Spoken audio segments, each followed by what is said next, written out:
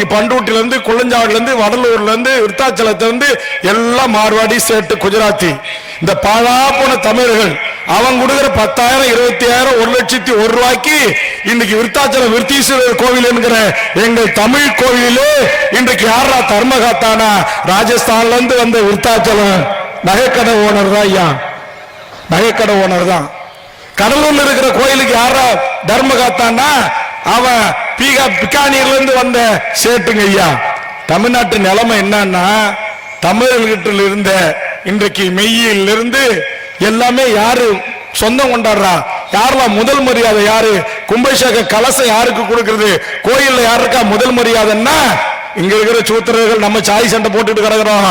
ஆனா 2000 மைலுக்கு அப்பால் இருந்த பீகானியர்கள், பீகாரிகள், ராஜஸ்தான்காரர்கள், மத்திய பிரதேசத்துக்கார இங்க அவன் தலைவராகிட்டு இருக்கிறான்.